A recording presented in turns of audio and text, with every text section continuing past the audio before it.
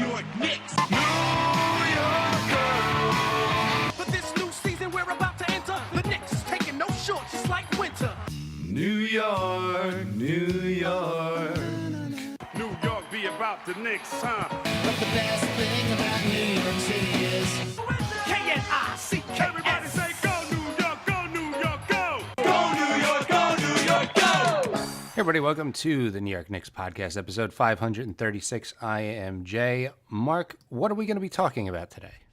Yes, today is going to be a very positive show. We're going to try to do the most positive show you can do after a major player on your team gets injured and throws the season into chaos. Yes. You ready, Jay? I am ready. So, Mark's now trademarked, or my trademarked show previews. Do you have a drum roll, Jay? Okay, there we go. Okay, on today's show, we are going to ask the question, did the Knicks already make their big upgrade at shooting guard? We're going to ask, could the Raptors be a top 3 team in the NBA if they trade RJ? Were the Jazz aware of just how much taller they are than the Knicks? Are the Randall haters regretting what they wished for? Will the Knicks take up Jay's offer to donate his elbow to OG? Just how shorthanded would the Knicks need to be for Tibbs to play Fournier? Did closing my eyes and clicking my heels 3 times bring back Taj? And does getting to the 3 seed feel precious? All that and more in today's show. That was beautiful. Yes. It is a weird world in Knicks land. Other shows do emergency episodes. We wait almost a week to do the show, but Randall is injured. Right now, it's general understanding is dislocated shoulder. The reports are it's a matter of weeks, not months. Like the question was whether he'd need surgery and be out for the season. It looks like right now I'm assuming best case scenario, dislocated shoulder is an injury that apparently like you could work through and come back, but it's always once the injuries happen, you're at more risk for dislocating it again. Chances are he is not going to be back till maybe late March, early April in time for the playoffs, and it has to be. That's probably best case scenario. What do you think? What's your reaction, Jay? The issue is it's been 5 days and there's been no word from the front office at all. Randall is a really tough guy. He hardly misses games. He'll play even if he has some pain. So if he's capable at all, he's going to come back. The issue is if there is a tear under the dislocation, and that might require surgery. So yeah, a little nervous that we haven't heard anything. The injury happened. I mean, everyone that's listening should know already, but the injury happened in the closing minutes against Miami. He still needed to be on the floor. Nothing against Tibbs, and it was a little ridiculous. How the play went down was a little ridiculous. Like I guess like a 3-point shooter, and you can't be near him. If you're near the basket, a guy can just take your legs out. But whatever. I mean, it was the block charge call that we've been complaining about for a decade, where you could just basically slide under somebody while they're running at full speed, and if you have position for a fraction of a second, then it's a charge, and it's the most dangerous play in the game. I don't like it. Brunson's awesome at drawing them, but I don't know if that should be in it really lends itself to these opportunity like this where the guy gets majorly injured. The NBA should kind of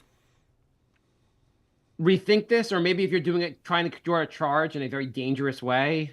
It's just so weird that you can basically, if you breathe on a 3-point shooter, they're like, this might be a flagrant. We might have to kick you out of the league. But like right near the basket, you could try to murder someone. And they're like, it's totally fine.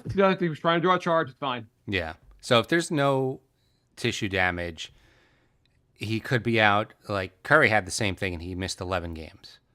And there wasn't an all-star break between that. So theoretically, if it's not bad, he can come back like March. Yeah. Beginning of March. I love we're all waiting for the result. Well, everyone was waiting, I guess, on Sunday for the MRI results. And someone on Twitter commented to like, well, I think it's probably hard to get an MRI on Sunday. And the immediate response was, "This is for the Knicks, not for you. It's Yeah. they can get one." Yeah, they can get one on call. It's Yeah, they have different healthcare system than you have, than all of us have. I have a feeling it's a little bit better. There was a so I know you love baseball stories. I can't get enough of them. Yeah, then I know you love the Mets. Do you remember Ike Davis? No. Okay, he was a Met. He was a first round draft pick. He ended up fizzling out and not being very good, but there was some excitement around him initially, and so he's having a good start to the season. There's an infield pop fly. It's kind of a high pop fly. Him and the third baseman Dave Wright are both going for it. David Wright, as they're going for it, steps on Ike's foot, and Ike kind of falls over. Afterwards, they're like, he's day to day with an injury, but we'll be back very soon. And everyone was like, you just stepped on his foot. Like, yeah, okay. Right. I'm not sure why he's even out the next game. Mm-hmm. They kept saying he's day to day, day to day. He missed the rest of the season. It was unbelievable. And I'm like, and this is a much worse injury, but I'm like, the Knicks are like, oh, he'll be back soon. He'll be back soon. I am very pessimistic, basically, but we'll see what happens. Yeah, I'm nervous. This is the difference between like a real playoff run and probably an early exit. Say what you want about playoff Randall. I really think he's going to show out this season in the playoffs. Yeah. This would be the year for. I mean, the team looks so goddamn good. The team is coming off a 14-2 January. The last time they did this, I think, was the 94-95 season. 93-94. This may be. Is it? Sorry. 93-94. Whatever. It was a long time ago, Jay. Thank you for correcting me, Jay. I would say it's the 30-year anniversary of the team that made it to the finals. Oh yeah, that was 90. Okay, fine. Whatever. Maybe. Anyway, this is outside of his injury. Is there been a more fun? I guess the injury kind of put the black cloud on it. But has there been a more fun time to be a Knicks fan? I mean, it's since we've done the show. It's definitely not since we've done the show. It's a fun team. Everybody's likable. They're playing great basketball. They won 8 in a row, and 6 of those were blowouts, which is oh my God, like crazy. The last 2 were without OG plus Randall and Mitch. So they're blowing teams out, like missing 3 starters, which is insane. Everything about it is, I mean, even like to think about the fun times we've had, like the Brink of Sanity, that looked very unsustainable. The 54-win team, you're like, well, like this is fun, but there's lots of issues. Everyone's aging, definitely not sustainable. Last year in the playoffs, like the Cleveland series was awesome, but that's like one series. And obviously they haven't even been to the playoffs yet, but like the team just looks like fire. The team just looks awesome right now. Did it look like the Utah Jazz? And I know they were at the end of a long road trip. Did it look like around the middle of the third quarter, they looked like they kind of got hit by a bus and just had no idea what the hell happened? Yeah, they halfway through the third quarter, they looked like they just gave up. They rallied a bit in the fourth quarter, but they looked completely demoralized in the third, which, remember, for about 10 straight years on this podcast, we had the third quarter of doom. And now during this streak, it's like the third quarter of a huge run. It's the third quarter of doom for the other team. Yeah, it's weird how it completely flipped after season of the Knicks just getting blown out in the third quarter. It was just crazy last night also because it's like they beat the Charlotte the night before, and Charlotte, I mean, they were missing Ball, and they're just not a very good team. They're just like, they're really bad. The Jazz actually had a really good January. They've been playing really good basketball, even though I think they lost the night before to the Nets. But like, just looking at the floor, you're like, this team is just flat taller than the Knicks. There are so many tall guys, and you had it like when they go back to the coach would be like, just you're bigger than them. How are you losing this game? They were losing. How was the Josh rebounding Hart guarding battle. a 7-footer? I mean, yeah, they got out rebounded, which was crazy. They at one point, all 5 guys were taller than all 5 Knicks. It was huge heights. Like, You had Hart guarding Lowry, who's 7 feet tall. It was like, and he was still getting rebounds. It was crazy.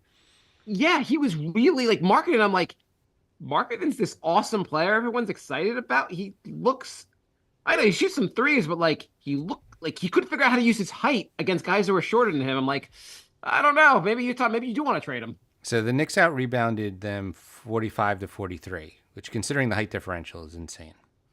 Yeah, I mean they have some good. It's a good rebounding team, and also so there's been rumors about the Knicks being interested in Jordan Clarkson.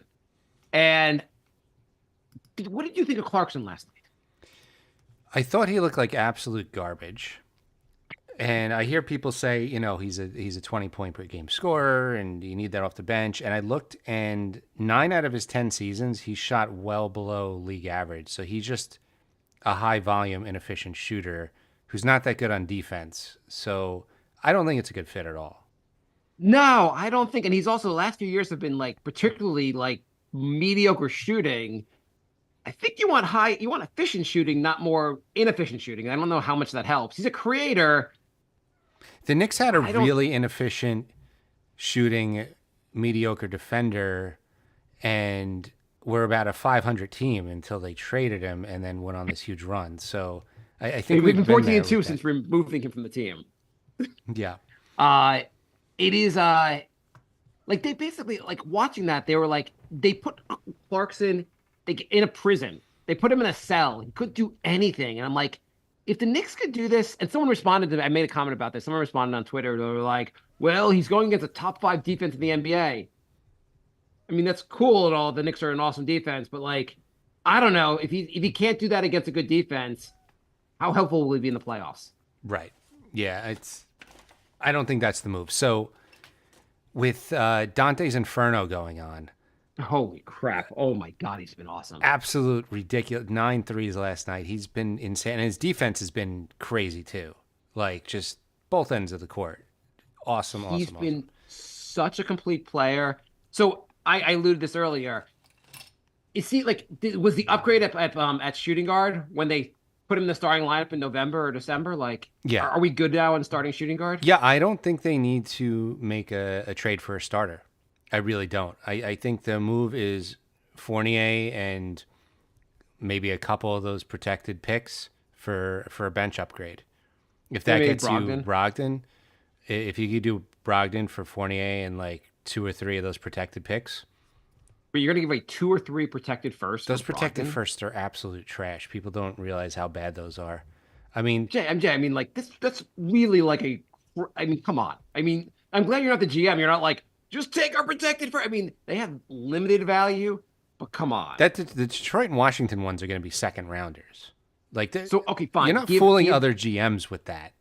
Like, oh, here's 2 first, wink, wink. They're Brogdon's expiring on a bad team. They should take. They should be at the least willing to take like those. Fine, those 2 first, the Detroit and the Washington ones. The Milwaukee one's decent. I mean, I guess like if you had to give one, the Milwaukee one in 2025. I don't want to give the Dallas one this year or the Knicks one or the Knicks own pick this year. Right. Um, I don't know how much value Brogdon really has right now. I mean, he's a good player, but like, I don't know if the going rate's that high for a rental. All right. I'm just saying, like, yeah, if you do a move like that, you're not losing anybody in the rotation and you're adding a good player. Yeah, no, that's fine. I think that would be a solid move. I feel like he is. We have a true point guard running the second unit, a guy who can score, a real 6 man as the 6 man of the year, basically replacing the second place 6 man of the year from last year. Exactly. Exactly. And not a shot at quickly, just if I could trade for a first and Fournier to get quickly back, I would do that also. But Dante looks like, I mean, like you wouldn't want to take him out of the starting unit. No, you wouldn't. First of all, the chemistry on this team is insane. His defensive, like you could say, Adam Murray, he's better on offense, but Dante's better on defense. And if you're getting Randall back, like, do you really need to upgrade that much? I mean, he hit 9 threes. How much more of an upgrade on offense is a guy like Murray going to be? Or Murray's the guy that's going to need the ball in his hands. I don't know how well he plays off ball. I think that's part of the problem Atlanta's having is that Trey does not play well off ball. I don't know how well Murray does. And Well, right now apparently you Murray have two- doesn't play very well off ball because Yeah, that's why he the Hawks hasn't been suck. playing well. Like, and he's Yeah, playing I off mean ball. that's you don't. I mean, one of the things when you removed RJ from the starting lineup, you didn't have three guys who need the ball in their hands. Currently, we only have one guy who needs the ball in his hands, but like two is fine. Dante being a guy that can nail threes, play really good defense, can do some can like go to the basket, pass. Like he's like a really solid role player. Hmm. Who's looking the best he's ever looked in his career right now. Yeah, yeah. My Um, favorite response we got today when I was praising Dante was, "You can't have Dante as your starting shooting guard on a championship team," because he literally was.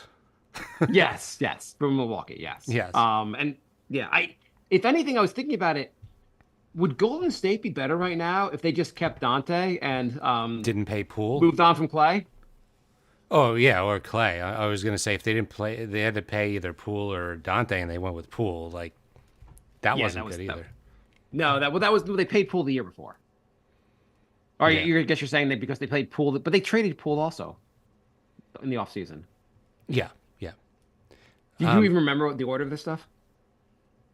yeah, yeah. I just say things sometimes. Cobra says, if you had to choose between iHeart and Robinson, who are you picking? If I have to choose, iHeart. iHeart. Not even. Yeah, I mean, I want Mitchell Robinson back. I feel like having two guys like that is great, but iHeart has looked phenomenal. I think iHeart's way better on offense, and the Yeah. defense is comparable.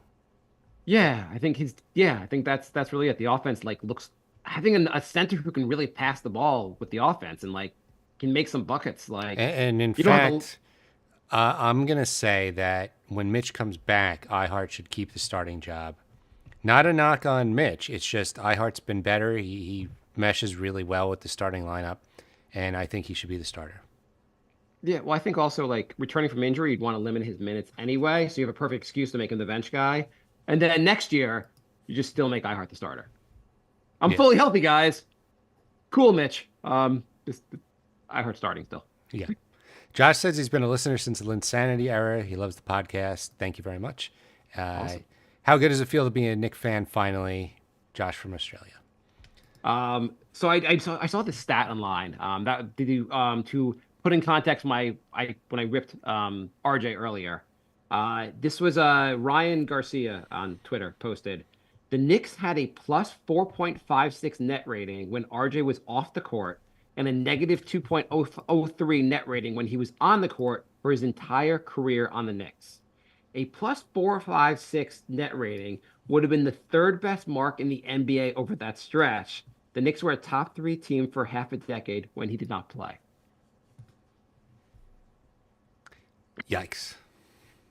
I mean, in fairness, RJ played a ton of minutes, so these are like all the minutes he's playing is really the bench minutes, and IQ look really. That's why IQ's also added a lot to the bench minutes and so forth. But that is kind of a crazy stat. So are the Knicks really so much better now because they got OG, or are they so much better now because they got rid of RJ? Can it be both? I think most of it's getting OG. Replacing RJ with a phenomenal defender makes a huge difference. But the fact that OJ's not playing and the teams have looked really awesome last two nights doesn't help RJ's case. No, it definitely doesn't. In fairness, RJ's looked a lot better in Toronto. I wish him the best. Not trying to spend. I just saw that stat and I was like, holy crap, that's crazy. Yeah. But yeah, so also the other guy who's been surprising us all, Precious. What do you? Precious has been What do you good. say about it? He's been very good. I mean, I wasn't expecting him to be playing this many minutes, but he's been really solid. He's kept the ship afloat without Randall, and he's got some moves. I mean, he's got some Yeah. offense. He's been rebounding good. His defense has been solid. He's been asked to defend fours and fives. He's been really good. I mean, as far as a backup power forward / third string center, like just a guy like I would sign me up for him. I don't think he'll be that expensive in the offseason. Bring him back in a heartbeat. I was At one point yesterday, I was like, did the Knicks get the two best guys in that trade? I don't knock IQ, but I love Precious, IQ. I love IQ, but Precious has been way better than I thought.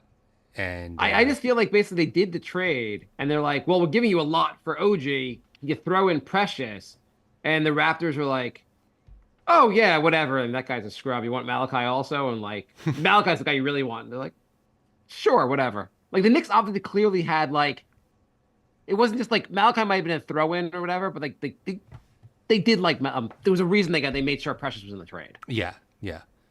I mean, they needed a he, backup for Randall anyway, so Yeah, even it with was a Randall lot. They back, needed he's an going extra. to play. They needed an extra point guard. They needed an extra backup for him. Like there was a lot, very logical reason to throw him and Malachi in the trade. But Yeah, yeah. Precious, super impressed with like his. I mean, he's not like a rim protector, but He's holding his own. He's I'd can say a above average defender. yeah, and he can guard multiple positions. Solid team basketball. He seemed to like there was a couple passes where like Brunson set him up around the basket. He dunked like even I think he shot a couple threes also. Did you find it was weird? Like Precious shot 3 threes. Then the fourth one, he was like going to do it, then he kind of drived in. I was like, please just stop shooting the threes. Yeah, there was also there was a play where Sims was in the corner, and I was like, Sims, what are you doing in the corner? And I think it was Hart passed it to him, and even Sims looked like, oh yeah, I should not be in the corner right now. Like this is a bad place for me. A positive Sims moment. There was a play where Sims basically just dribbled the ball and drove to the basket and dunked on, I think it was Kessler. Yeah, yeah, Sims looked pretty good. Yeah, like there's I mean, it's weird how these guys are developing with Tibbs here because he doesn't develop the young guys. He doesn't play them either, so I don't even know how these guys are on the court. It's so weird. It's so weird. But Mr. yeah, C it's wants great. to know when the next Brink episode is dropping. We are gonna do one soon. The Brink Tonight, of Chad? Sanity is our comedy podcast. I'm guessing Mark doesn't want to record tonight, so We'll talk about it after the show. that means no. So soon, Mr. C. Soon. Maybe tonight. Let's see how it goes. Yeah, I could tell the way Mark's saying that it won't be tonight, but soon. But the Knicks are goddamn awesome. They're so much fun.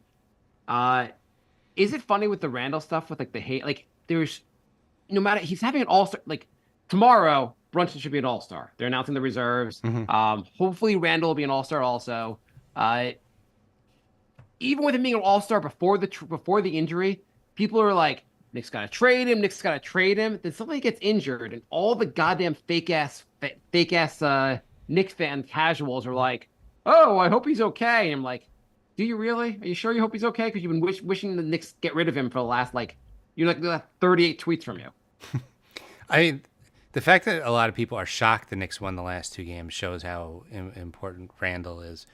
And I know they're winning without him right now, but they're going to need him. This isn't like they're not going to be blowing teams out by 20 points a game the rest of the season. Like they're going to need Randall. It really is crazy the last two games how everyone played such great team basketball on both ends of the court. Everyone was so in on basically defending the other team. They got Indiana tomorrow night. OG better be back for Indiana because that's a tough. It's one thing to shut down these other teams. Indiana, potentially the best offense in the NBA. You might need at least OG there. So Grimes also hurt his knee yesterday. Yeah. The beginning of the game, Brunson gets run over. They don't call a foul, and he hits the back of his head. And I'm like, great, he's going to be in concussion protocol. And then Grimes hurts his knee. And I'm like, are we going to have anybody? We're turning into Memphis where they had 7 guys, and they actually had to sign some rando to have the minimum of 8 players to even play a game. And I was like, the Knicks are getting close to that at this point. I'm like, if Grimes is out, what do they do? And he came back later in the game. But I was like, would Tibbs actually play Fournier if he's out, or what would the? And then I'm like, I think Jacob Toppin's in the building. Would Jacob Toppin play over Fournier? And if that happens, does Fournier just leave the arena? Well, let's put it this way: at the end of the game yesterday, he put in a guy named Charlie Brown instead of Fournier. So Fournier is not playing. Well, I think Fournier's not coming in at the end of the games because he finds it like they're like Insulting. a little insulting. We talked about that. Yeah. I mean, by the way, is Ryan like RC Diodano, obviously they're the buddy from college who gets to be on the team. Mm-hmm.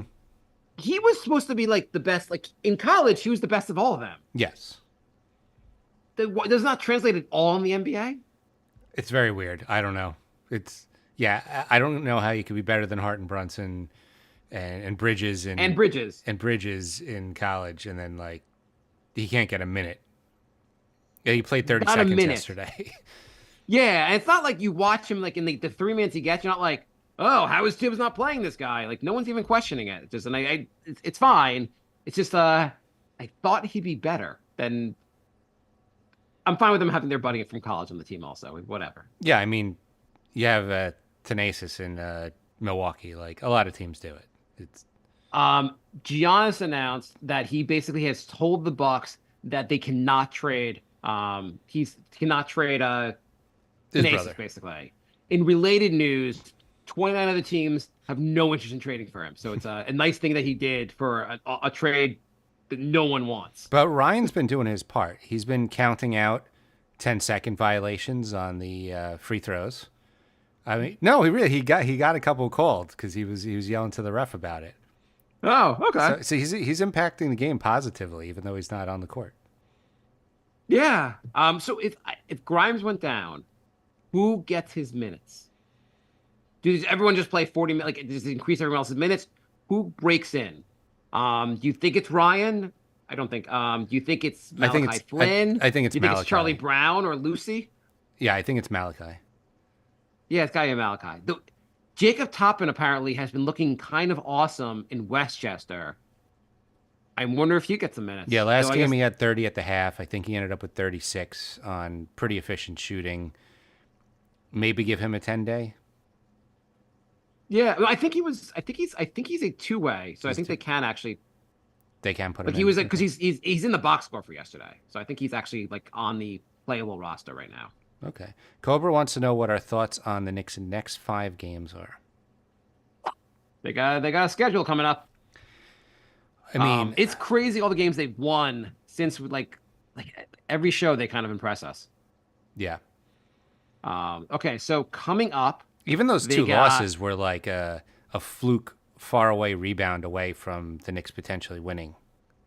right? I mean, one of them I happen to pay him too much money to go to, but like it's also those are the two. Weren't those the 2 games they didn't have Brunson?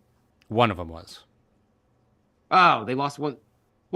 They lost the Orlando game, right? Yeah. That was the one I was at. That was without Brunson, and the other one was the Dallas game. Where Kyrie just went supernova. Yeah, Kyrie went. Kyrie's. And even that was not- down to the very, very end. Yeah, and in fairness, Kyrie, like, there are some players you're just like, no matter how good your defense is, they can just go off and Yeah. whatever. That's what people are saying we need to trade, make a trade for, replace Dante with. But, like, first of all, most of those players aren't even available. And second of all, as we've seen in Milwaukee, an all offense, no defense type of guy doesn't necessarily make your team, like, great. Right. I think having a shooting guard who could just hit threes and play really good defense. I mean, a 3-and-D shooting guard, so to speak, is pretty helpful. Like, you need more guys that don't need the ball in their hands, basically. Dante's like a super 3-and-D because he's really good at both things. He's not just like usually 3-and-D. Like, yeah, he can do both, but he's like really good at both. Right. OG's really good at ball. OG's not quite as good a 3-point shooter as Dante. Dante's just been like, his 3-point shooting. He has like I think he's like 2nd or 3rd in the NBA. Have you looked at the in 3-point shooting? Have you looked at the combination of Brunson and Dante's 3-point shooting? They're the new Splash Brothers. That you find why? I was gonna say that, Jay. You son of a bitch. You son of a bitch. Fine. I don't even want to talk about it now. Just fine. Fuck it. It's true though. They're both shooting over 40%. Jalen right now is shooting 2.8 threes over 6.6 a game at 42%, which is goddamn awesome. Dante is shooting he's also shooting over 40%. He is shooting just to completely be unprepared not to actually have that up because I didn't know you'd steal my thunder as I was talking. But he is shooting on also 6.6. Am I looking at the same one? Yeah. Wait. Are Dante and Brunson shooting the same amount of threes per game? I wouldn't be surprised. I mean, he's shooting 42%. Well, no, it's just weird because Dante is shooting 6.6 threes a game, which is a solid number, and Brunson is shooting 6.6 threes per game. That just seems like not that like six is. It's weird that they're shooting the exact same number. Yeah. 6.6, like just mathematically over the course of a season up to this point, they're both shooting 6.6, and they're starting shooting guards. And they're shooting what, 42%? They're both shooting about 42%. I think Brunson's slightly higher, or they're about the same. They're doing about the same. They're both shooting about 42% from three. Between the two of them, they are jacking up 13 threes a game and hitting them at about a 42% clip. So for context, Clay only did that 3 times his entire career. Yeah, I mean that's a good number. I mean Steph obviously shoots a lot more threes a game, and how many did Clay shoot a game? They shot probably a lot a game, more than 6. Yeah, I mean he shot the most he ever shot was last season. He shot almost 11 a game, which is that's a little insane. much. But Yeah, most of his crazy. career he was shooting between 7 and 8. Yeah, I mean 6 threes a game. That is high volume. Yeah, obviously they're not the Splash Brothers, but like a decent facsimile. They are now, because Clay's not Clay anymore. Clay's not Clay anymore. Steph's a little older also. Not if I had to win one game, well, I guess you'd always just take Steph. I was gonna say, would you want Steph and Clay versus Brunson and DiVincenzo? It's a little crazy to say you wouldn't want Steph, but whatever. I mean, I would have to think about that because Clay is so diminished right now. I would actually give pause and be like, maybe I'd go with Brunson and DiVincenzo. Yeah, I think that's what it comes down to is Thompson, because he's not who he was before. I mean, before he was obviously a very elite defender. Yeah. But he's not that guy anymore. I mean, I guess that the kicker is that you have Steph Curry, who can like any night just go like supernova on a whole nother level. Yeah, but he's not even doing that very much anymore. So He's shooting 40% on 11 a game, so still at his age. I mean, Yeah. Steph's awesome. But wow, the Knicks have been goddamn awesome. Okay, a couple questions, Jay. Mhm. Okay.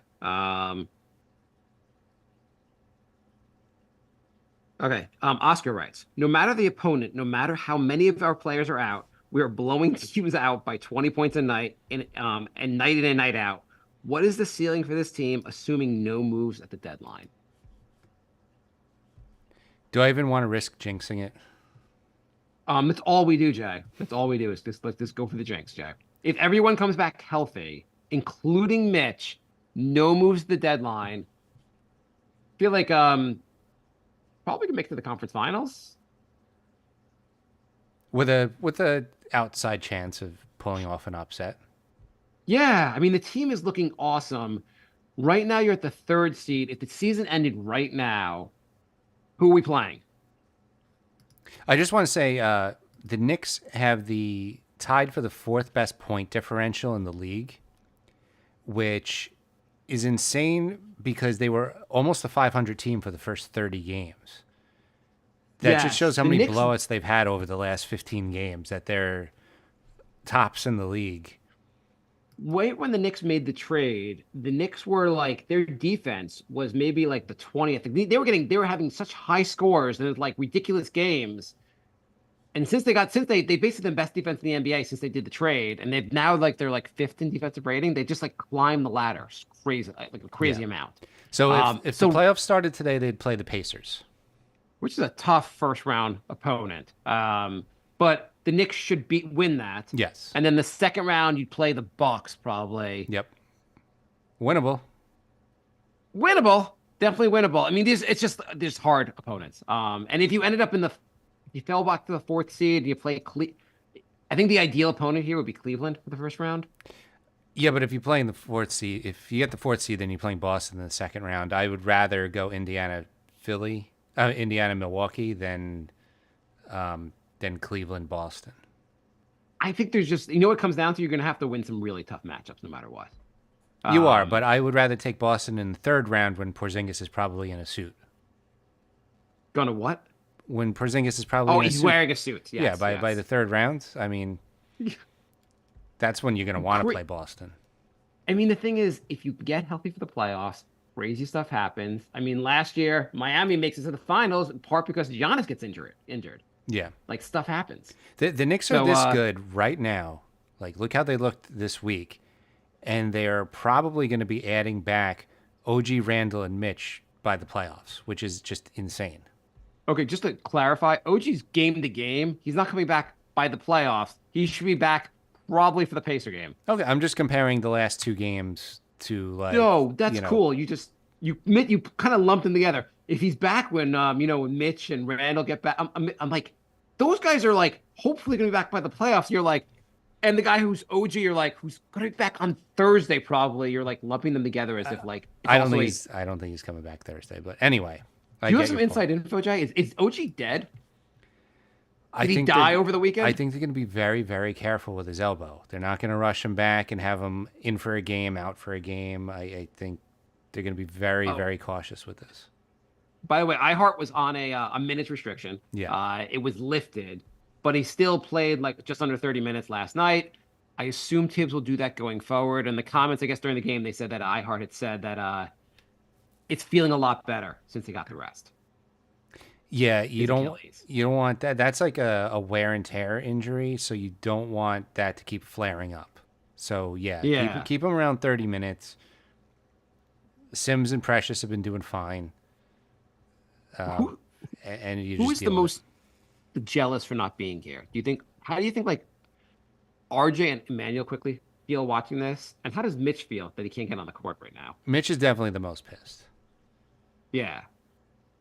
Because one, he wants to be there. Two, he's like, I might be losing my job.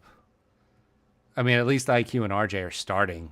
It's a crappy team, but at least they're starting. But like Mitch is, supposedly Mitch and iHeart talk after every game, and they're really close. So I don't think I also feel like chances are when he's back, the minutes will probably go back to more balancing out. 25-20. Like it'll. I'm sure that would make iHeart happy if they just split the minutes right down the middle. I think they'd both be happy. I think that would be fine, and just whoever's hotter that night, or so forth. Yeah. I mean, for IQ, you're like, I am the starting point guard here in Canada, and I mean, RJ's been playing well. I think both have missed the last 2 games in honor of Randall being out. I don't know, but also Tristan writes, how long could the Knicks keep up these winning ways so shorthanded? Somebody's going to have to come back soon. Hopefully, Grimes and OG are back next game. I still think it's winnable if they're shorthanded. Then they got the Lakers, right? Lakers on Saturday. Yeah, they got India. So the next 5 games is Indiana, Lakers, Memphis, Dallas, Indiana. What do you think of those 5 games? What's going to happen? Let's just say we're shorthanded for a couple more games. I think they could still get past Indiana. Lakers are kind of in disarray right now, and it looked like Anthony Davis got injured last game. Oh, okay. I missed that. Yeah, he hobbled off the court. So if he's out, the Lakers are definitely beatable. Memphis has all G Leaguers now. Like the entire team is injured. So then you got a tough game against Dallas. Yeah, I mean, the Memphis is the game they have to win. You think you'd split with Indiana? I mean, 3-2, I'd be thrilled with. I'm going to say 5-0. I'm going to say 4-1 just because they keep surprising. They really keep surprising. I'm going to assume the luck is going to run out tomorrow night because I don't know. I mean, I think the next Indiana game will be more likely to have OG back. Now that Jay has inside sources apparently that OG's elbow has been removed completely, and he has only one arm, but he'll still be an elite defender with one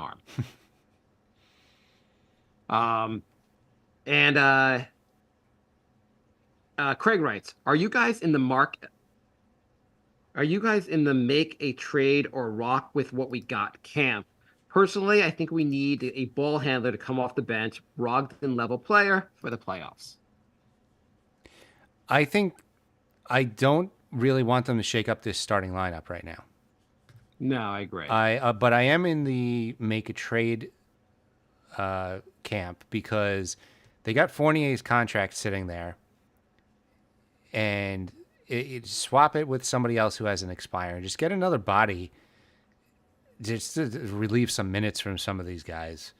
Not that they're playing crazy minutes, but all these injuries, like you need another body out there.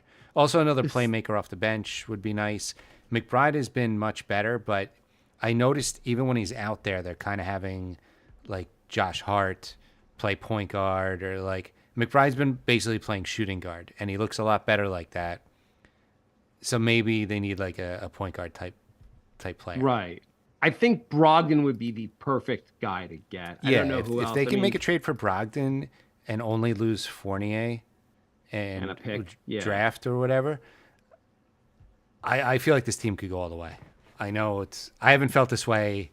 I haven't felt this way since like 1999. Jay had just said something completely batshit insane.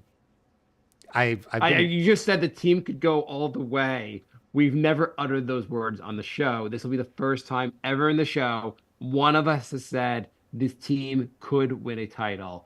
We are completely drunk on this 14-2 January. We've been doing this man. podcast since 2010, and we've never said that before. Never even pretended that was a possibility. No. Yeah, Jay, I think that's the end of our show today. I think I don't think you can top. I think this team could win a title. I feel that good about this team. I mean, a lot depends on Randall coming back. I mean, Mitch would be great. I think that'd be a bonus. I don't know if they have to get him back, but they got to get Randall back. Yeah. They need Randall. They need everybody needs to be healthy. That's, obviously my caveat, but I don't think the skeleton crew right now is going to be winning any championships. But if everybody comes back, I think they have an outside chance. Right. And I agree. If you get a guy like Brogdon, I don't know who else would be the target that would make as much sense. I think that should be the only target. Trade deadline is in 8 days. So we'll find out soon if that's what happens. Yeah. So there's also a rumor that the Lakers might try to trade for Murray, though the guy in the trade for the Lakers would have been D'Angelo Russell. D'Angelo Russell, who's been playing out of his mind. So, and the theory was that the Knicks were going to try to get Russell as part of that trade. But it sounds like the Lakers might not even trade Russell, because what's the point of trading him for a guy who's going to only be slightly better than Russell? If, yeah. It's weird that they're even considering trading Russell, considering like he's been one of the better players on their team, but that's the Lakers for you. Well, I think they started considering trading him, and then he's like, okay, fine, I'll play better. And he's been like much better ever since ever since the rumors came out. He's been playing so much better that you're like, well, this might not be like, try something else, basically. I don't know who else would be a logical target. I don't think Bogdanovich on Detroit makes sense. He's a great shooter, terrible defender. Not sure how he fits in with his team, especially with the emergence of Precious. Like, we got another big, and not that Precious shoots threes, but like you have another big guy basically. And Brogdon, I don't know what Brogdon necessarily adds. Not Brogdon, Bogdanovich. I don't know if he adds enough basically with just his 3-point shooting. Right. And I feel like it's finally they built a team around Tibbs. They're like, Tibbs is like, I want guys who can play both sides of the court. I want guys who can shoot. Like, they built a team for Tibbs, and it's going pretty well. Yeah. Last update to the show tomorrow. As we mentioned, that Brunson and Randall should be all-stars. And most important, maybe the most important thing, Jay, and the reason Jay thinks the Knicks can win the title is Taj Gibson's back. Yep. I've been holding out on that one. That was the secret sauce to the championship. It's good to basically Game 7, Taj Gibson, who's going to dunk the ball and bring a title back. That's how it ends, with a Taj Gibson dunk. Wouldn't it be funny if they were up by 20 in like a Game 7 and they just brought Taj out to do the final dunk? Yeah. That's what I'm imagining. I mean, he better not be in crunch time. So it's like if the Knicks are up like 30 and So we're nyknickspodcast@gmail.com if you want to email us, nyknickspodcast on everything. Patreon, Twitter, Instagram, and Facebook. But by the way, the Knicks could be up by 40 points in the game 4 or 5, whatever, in the closing game of the championship series, and they'd be like, "Okay, you're gonna bring this like the Tibbs. You're gonna bring." You're like, "Are you kidding me? You guys are playing till the final second. Nothing can go wrong here." I mean, people were getting on Tibbs for the Utah game. Utah was still playing Sexton and a couple other starters. Like, usually the losing team throws in the towel first, and they just weren't. So Tibbs was like, well, I'm not going to either then. You mean the Utah game, it seemed like by the fourth quarter, both teams were kind of jogging and not really like the Uh, game was kind of I like mean, it was Utah, not an intense fourth quarter. no, but Utah was definitely like still trying to win that. I guess. I don't know. I mean, not that they had to take everyone. I kind of was watching that being like, does iHeart need to be out there right now? Like, can you bring in Sims? Just like the game's been over for like 10 minutes already. Could you please just bring in Sims? And speaking of emails, Jorge writes, "Hey guys, I'm just happy the Knicks are back to being a top-seeded team. I started listening to you guys after the Bargs trade, and I was looking for somebody to talk me into him. It's been a long journey since then. We're finally contenders." Oh Thank you, man. Jorge. This Jorge's is definitely this been a long-time writer to the show. Appreciate that. And we definitely did not talk you into Bargs when that trade happened. So I'm glad you stuck with us because we were definitely not high on that trade. um okay. I think we on Jay saying the Knicks could win the title this year. I think we're ending the show on that. And there's no way Jay has jinxed us. If we don't win the title, you guys should find Jay's address and like just make him pay for jinxing us. So thank you for listening, everybody. We will be back next week, and then maybe twice next week if we have to do an emergency post-trade deadline episode. We shall see. Yeah. I can talk Knicks every day, Jay. Like this is just a fun team. But yeah, so you can join us live, youtube.com at nynix podcast, or twitch.tv/crumpled bacon. That's crumpled with a P. Jay, you want to And go right into Brink? Take like a 2 minute break and then go into Brink? oh, you actually want to do Brink? Let's do it. I've been saying we're not going to do it. We'll do it right after this. All right. So Brink of Sanity is our comedy podcast. We're gonna start that up in a few minutes. So if you wanna hang around, we'll be doing that. If not, we'll see you guys next week.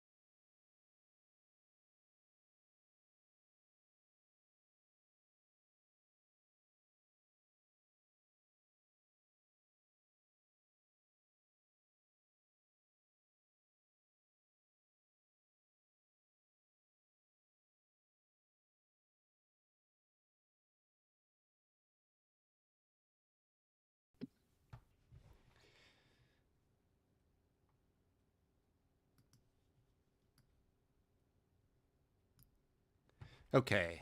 All right. Now we can start.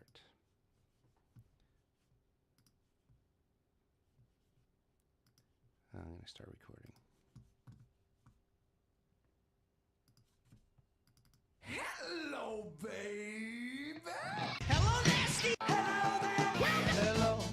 I say hello. Hello, friend. Well, hello, little girl. Hello, my treacherous friends. Hello, operator. The beginning of everything. Welcome back, my friends. It's showtime. Welcome to the Brink of Sanity, episode 404. 404? 404. We're like the area code for Atlanta. 403 was ages and ages ago, so sorry about the long extended hiatus, but we needed to refresh. Based on the number, the show numbers, how many days we do in between shows now. So we did the last show 403 days ago. Right. Yeah. So 404 for the next one. So let's just start off because Lorenzo is always so nice to email us, and he sent this email right after the last show, which was 4 months ago. So I want to make sure I don't forget. Can I apologize to the fans? I have not been on the show for a long, long time because I got sick, kind of sick with a love of pickleball. I joined a pickleball league and have been doing that, and it's hard to fit in pickleball, Knicks, and a third night to do this show. And so I've chosen pickleball over the fans because I am an asshole. Jay has been bitter about it, but just like every week he's like, we got to do a show. We got to do a show. And every week I'm like, next week. And I said next week to him for about 40 weeks now. Mm-hmm. So pickleball is like smaller tennis. It's like you're standing on the ping pong table. That's exactly what it kind of feels like. Yeah. So basically, it's all like there's 8 million versions of a sport where like there's a ball and a racket. With this version of it, you have rackets that kind of like look like bigger ping pong rackets. The ball is kind of like a wiffle ball. There's something called the kitchen in the middle. Basically, you can't hit the ball on the fly when you're standing in the kitchen area. Basically, it just means basically you can't be like right at the net. It's mostly a doubles playing sport. And people young and old really like it. It's like a super popular sport now. So who's your teammate? So I'm in a league where you change teammates all the time. So it's not like you have one teammate, but my neighbor does it with me. But every week they put you on a different court. And so yesterday, or last night, there were 4 of us in the court and we played like 12 games, just keep switching partners, basically. It's a little like it was 2 hours. It's nice. Sometimes you are playing the same people over and over again, but every game is kind of fun. So Lorenzo writes, "Hey guys, you don't want to know more about pickleball? I'm already sick of pickleball. I mean, Jay, what do you like better, baseball topic or pickleball topic? Oh, it's getting close already. I mean, God, that sucked." Yeah, I think our fans, maybe most of our fans, maybe if we really go in on pickleball, maybe the fans will be like, "Oh my, Jay, how many pickleball podcasts are there?" Welcome to the Pickleball Podcast. I'm going to do a pickleback shot before I talk about pickleball. See, now you're already into the spirit. You're working different ideas in. We could have a sponsor from a pickle company and a bourbon company for the pickleback shot. This is going really well, Jay. I think this will blow up bigger. I guarantee if we did a pickleball podcast for the next 3 weeks, it would already be more successful than Brink. I'm pretty sure we could do a podcast on literally anything and have it be more successful than Brink. Mr. C said he started playing pickleball a couple of months ago too. So maybe Mr. C is in your pickleball league. Yeah, pretty much everyone that plays is like, I just started playing like a couple months ago. Maybe Mr. C was secretly your neighbor. Maybe Mr. C and I have been playing. Maybe we're like, who knows? I don't know where Mr. C lives. Maybe he's in my pickleball league. Mr. C Good game last night, Mr. C. He said it will be bigger than our Donald Trump podcast. That would have been huge, Jay. We should have gone all in. Yeah, we went half in. Not enough in, apparently. No, well, we didn't make a separate feed for it. We just tried to trick people and do an episode of Brink and say it was the Donald Trump podcast to get listeners. But it was still on the Brink feed and it was still titled the Brink podcast. So I don't know what we were thinking. We weren't even drunk during while we were doing that. That was probably our I s- worst idea. I mean, there are many, many bad ideas. I saw someone pointed out the 2020. It was Trump versus Biden, a leap year, and the Niners played Kansas City. And which is that correct? That the Niners played Kansas City in 2020? yeah. So Yeah. life is just Groundhog's Day now. Yes, yes. We just have two presidential candidates 4 years older. We have a leap year again, which I guess that happens every 4 years, and the same Super Bowl teams. And the world is on break. Have you read about the Taylor Swift stuff? I've read some really weird conspiracies on Taylor Swift lately. The world has lost their goddamn mind about Taylor Swift. I don't understand it. Um, So we have you know we what? have 3 Twitter accounts, and one of them's on the Knicks. One of them is the Brink one, which I've been messing with the algorithm. So now if I log into Brink, it's all either video games, music, or horror movies. So it's like perfect. And then we have a one that we just mess around with. And you had followed a whole bunch of like far right wing conspiracy theorists. And when I go in there, it's the most insane feed. And within 3 seconds, I just see all these crazy conspiracy theories. And today apparently was Taylor Swift Day, and there was some. Apparently she's a CIA plant. So I this is wasn't from aware of that. let me read this to you. So the New York Times had an article about this yesterday. I was just like in shock from reading this article. They said the Swift bashing reached Fox News in mid-January. The host Jesse Waters suggested the superstar was a Defense Department asset engaging in psychological warfare. He tied Taylor Swift's political voice with her boyfriend's Pfizer endorsement, and by Travis Kelce's endorsement to the remarkable success of her Eras tour, which bolstered local economies and landed her on the cover of Time. He said, "Have you ever wondered why or how she blew up like this?" Mr. Waters wondered on air. Well, around 4 years ago, the Pentagon Psychological Operations Unit floated turning Taylor Swift into an asset during a NATO meeting. This is a major news network who didn't realize that Taylor Swift has been super famous for about 15 years. She was so unbelievably famous before 4 years ago. Yeah. Uh, it's also like now I know Fox News is like this very right-wing news organization, and sometimes they say they really push the envelope, but floating conspiracy theories that are so goddamn out there, like this is just like, That's InfoWars stuff. yeah, this is like the guy in Fox News being like, I think there are mole people that are trying to overthrow the country, or like just or Earth flat Earth. Like this is, I mean, this is really beneath Fox News. I thought so too. But I mean, so yeah, so apparently the one I read was that her boyfriend, the football player, is a big fan of Pfizer. And so they're going to team up. And after they win the Super Bowl, which is rigged for him to win, of course, and after they win the Super Bowl, they're going to announce a Biden Pfizer platform and sway millions of votes to have Trump lose. Yeah, I think I read something that she was going to come out at halftime of the game and announce she's supporting Joe Biden. That was part of it. The president, have you listed that presidential candidate who's now dropped out, Vivek Ramaswamy? Yeah. So he made some comment basically about how oh, like I'm just paraphrasing him, like I wonder if the Chiefs will end up in the Super Bowl. I wonder how that happened. Like how could that happen? Like he made it sound like, oh, here's a quote. I wonder who's going to win the Super Bowl next month, Vivek said. And I wonder if there's a major presidential endorsement coming from an artificially culturally propped up couple this fall. It's weird. And also, he says a lot of conspiracy theories, and it's weird that he was like a major candidate for the Republican Party. But like, is it weird that the team that won the Super Bowl last year made it back to the Super Bowl? The best team in the NFL made the Super Bowl, and that's part of some kind of conspiracy. It's it's they were playing the long game. They really if you watch the Baltimore Chief game, did you used to watch that game? Did you see that play where the guy in the Ravens was diving in the end zone and the ball was knocked out an inch before the end zone? No, I didn't see that.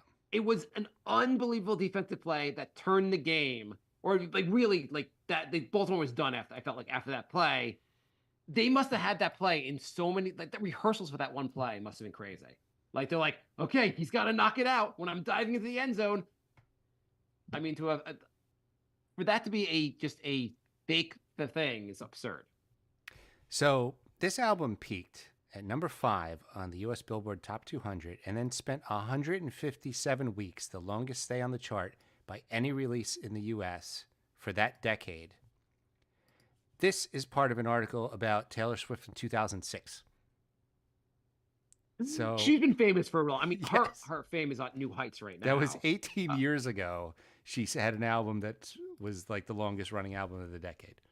There was also people saying that she is with Travis Kelce for his money, and Travis Kelce is rich. She can buy the actual team. She could buy Travis Kelce.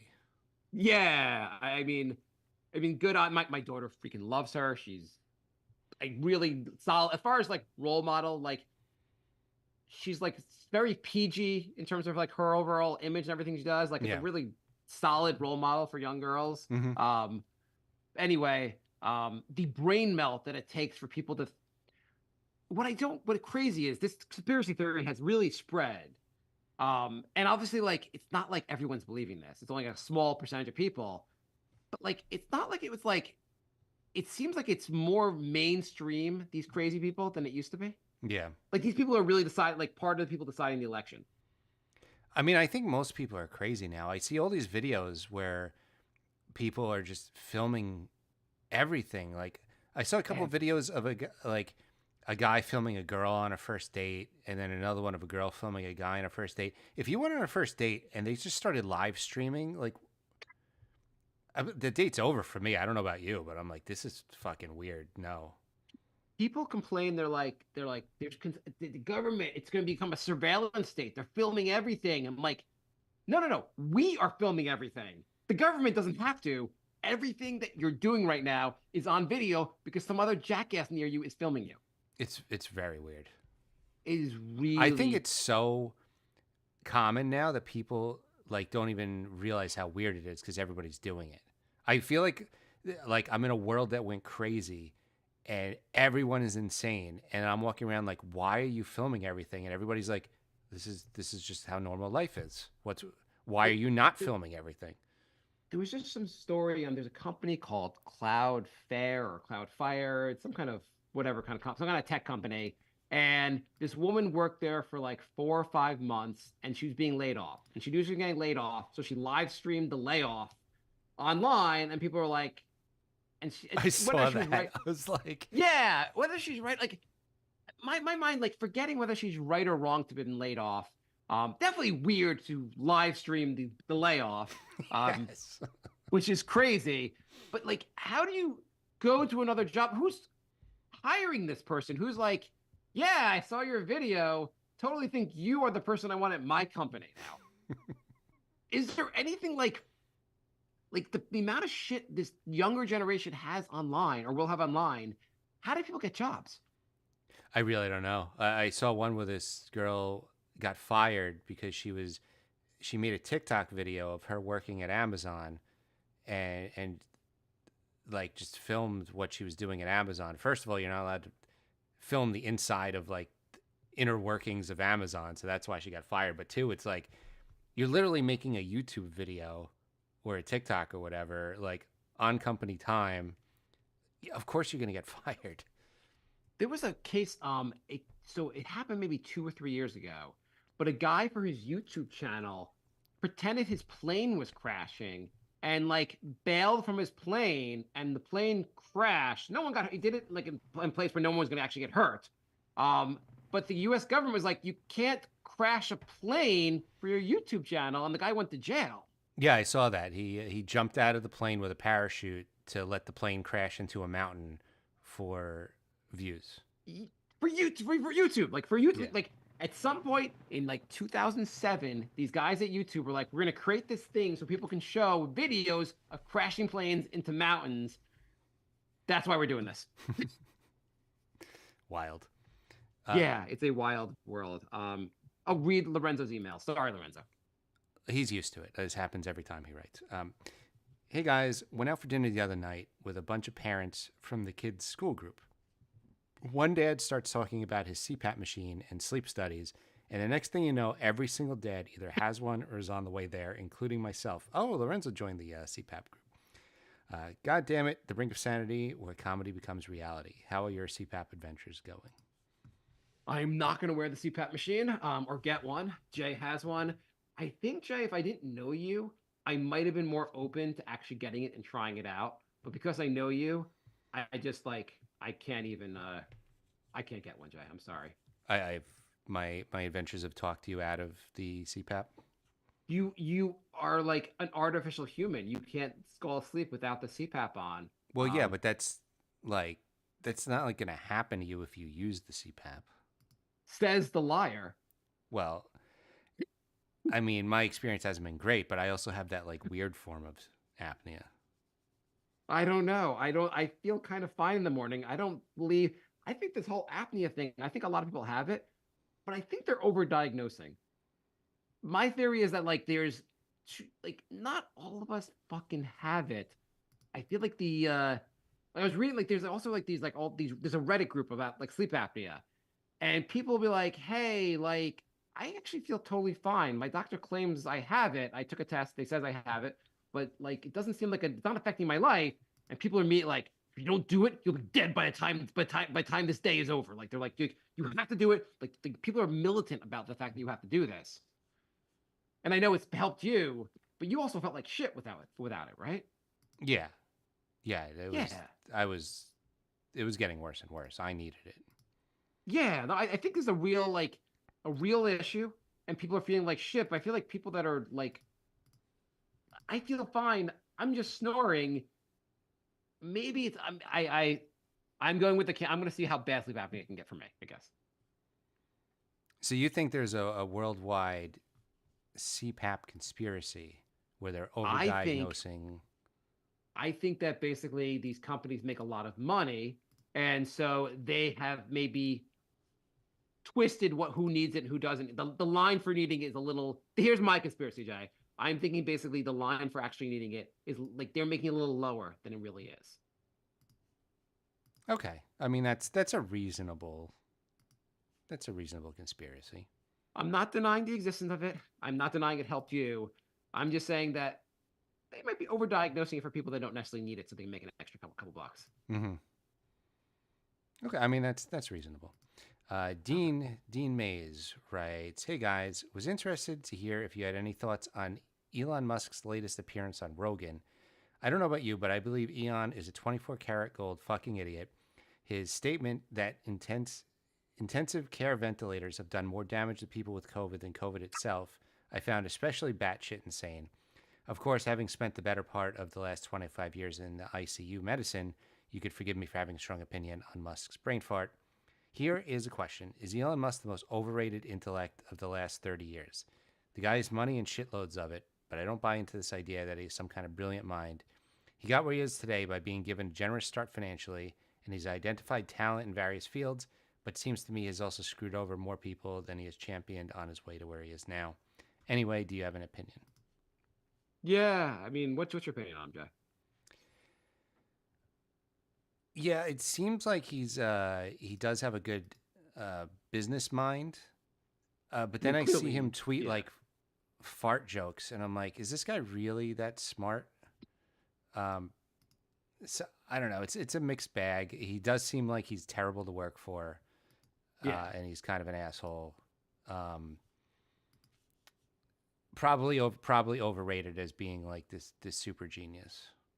Yeah, I don't think he's like Steve Jobs, I guess. I mean, but obviously he's brilliant in the sense, obviously he's this rich. He made a ton of money, very successful. Most people, even given like the head starts he got, don't do this. So like he really, there's a lot there. Hmm. But he's the fact that he buys into like all these conspiracies, like sometimes like the shit like he buys into is a little bit out there. Yeah, I feel like he isn't he supposed to be on the spectrum? yeah, I feel like that's a lot of his weird behaviors that like like he's both intense and amazingly successful, probably partly because like he's on the spectrum and can like really focus on things. Um, but also his kind of weird behavior is related to him being on the spectrum and overall. Yeah. A little overrated, I don't know. I have a question for you, Jay. Can I ask Anyway, you a question? D. Mays is an author, and you should check out his books. They're very good. Yes. I have a question. I have a gaming question for you. Okay. Video Okay, games so or like board games? video games. Okay. It's a video game question. Okay. Okay, so this is a real fight I'm having with my son right now. He hopefully will not overhear me talking about this. So in our basement where I'm currently doing the show, and I guess it might be hopefully it doesn't become a problem with the show, but it probably will.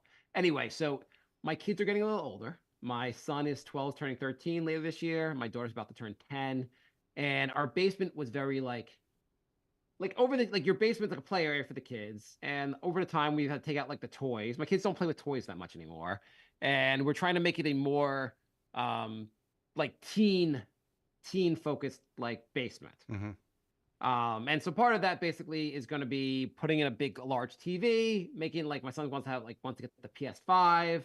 My daughter wants, I don't know. She also like just got a balance beam for gymnastics that's going to be down here.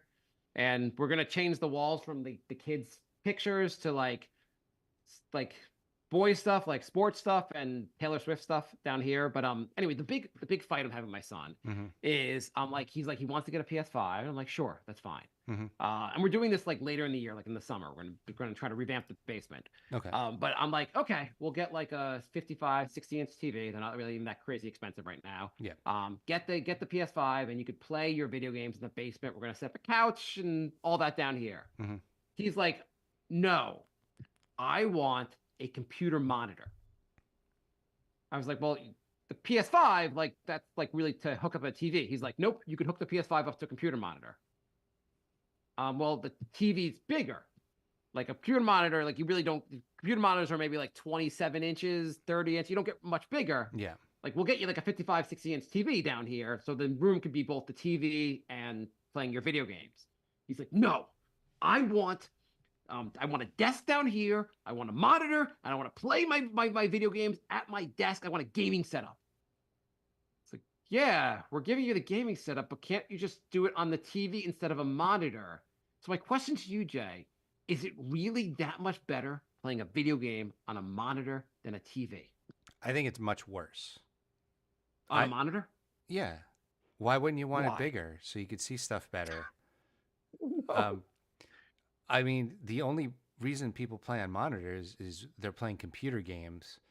Like, if you got a PlayStation, you're playing it on a TV. The only time I play a PlayStation game on the computer monitor is if I'm streaming, and to play with other people or whatever. But like if I'm playing by myself, I'm gonna play on the big TV. It's way better. He claims a monitor is built better for video games, and so the game will operate better on the monitor as opposed to the TV.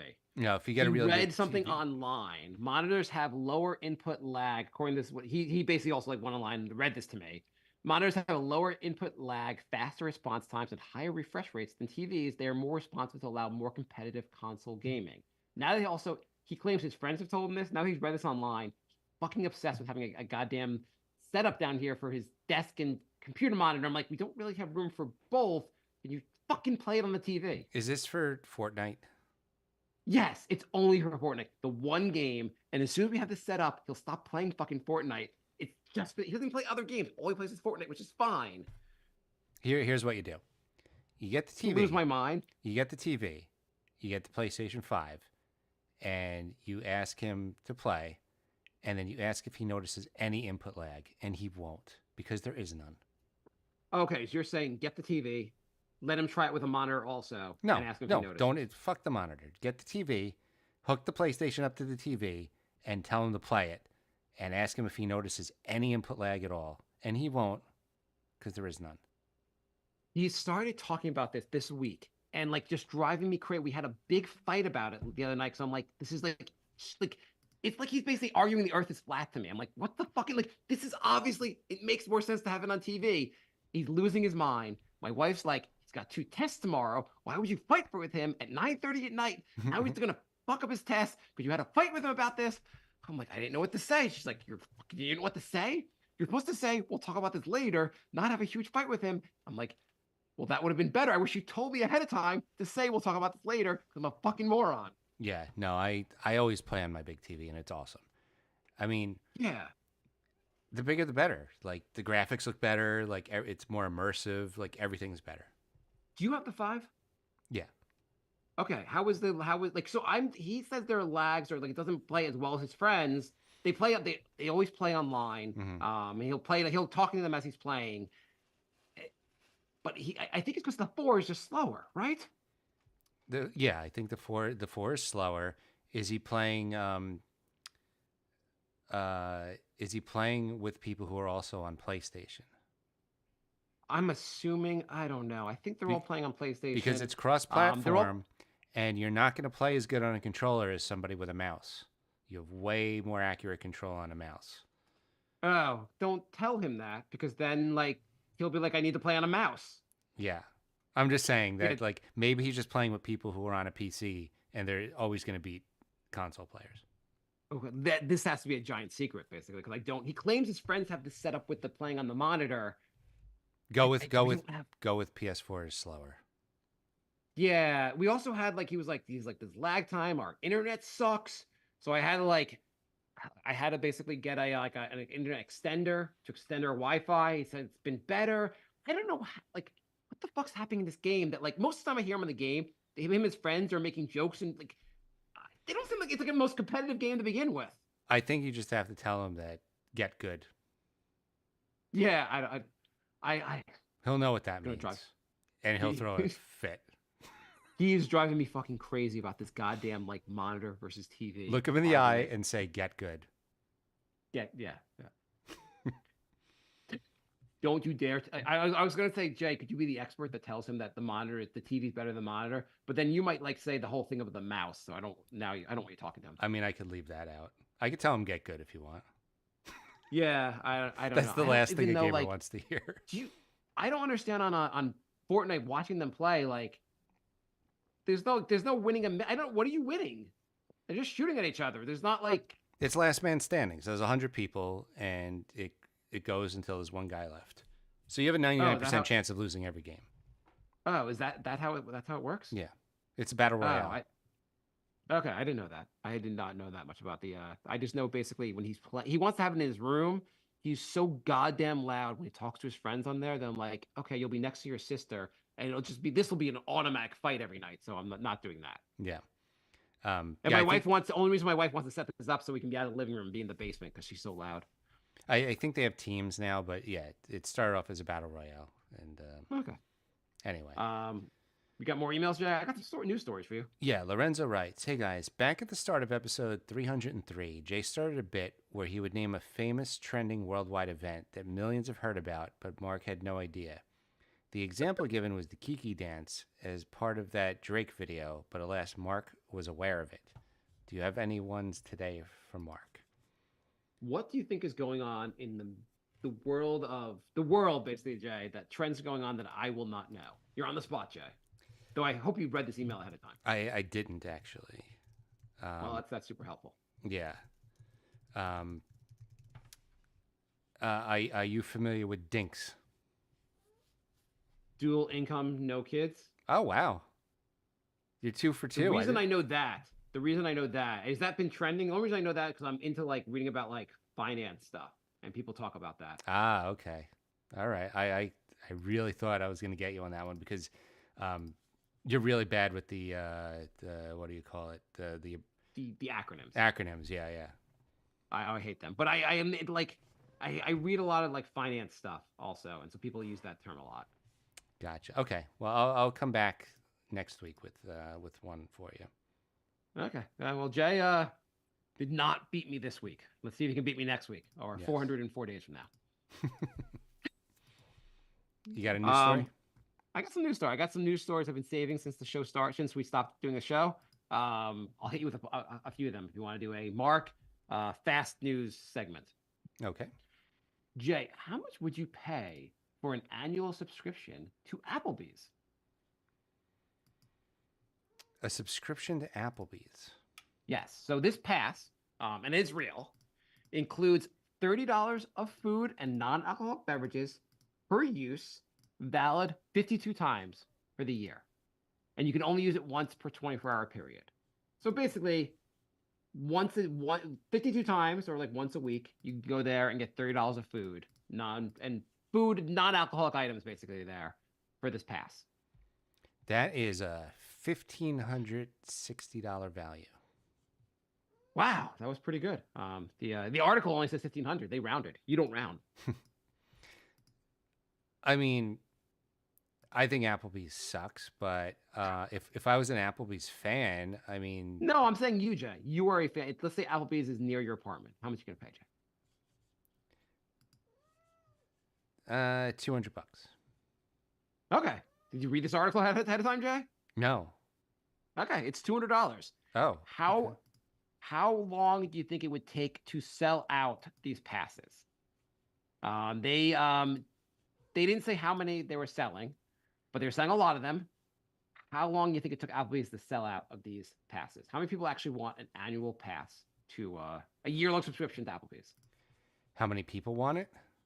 Or how many passes were bought? They call it the date night pass. I'm gonna say 5,000. Okay, I don't actually have that number, but Why'd apparently you ask? they didn't say actually how many sold out. They just said they were sold out within minutes. They went online, minutes later, they were gone. There was such a demand, they said, for these. I mean, if you go to Applebee's, that's a good deal. I mean, you'd have to really like. Do you really want to go to Applebee's? No, I every don't. week? I already told you. I think it sucks. But like, if you like Applebee's, that's $1,500 for $200. That's like a no-brainer. I mean, it's also like when you go there, most people are going to get a drink. They're going to spend more than $30. Mm-hmm. That's probably a pretty good deal for I can't believe someone's like, go to Applebee's every week for the entire year. Yeah, I'll pay for that. Yeah, yeah. So I thought that was a funny one. There's a new app, Jay. It's an exciting new app, Jay. I think you might want to get in on this. This app lets you find a public toilet to use for a small fee. You know how restaurants say you got to buy something to use our toilet? Yeah. Well, this app, you can find a toilet at many restaurants. And you pay a small fee, and the restaurant lets you use the app. They're like, no, you're not buying anything. No, I'm an app holder. I have the app. You pay on the app, you can go to their bathroom and take a poop in that restaurant and then walk out. Please tell me it has a good name, like Poop Finder or something. It really should. The company that's launching it is called Flush. Okay. I mean, that's good. Yeah. You think this is going to be big?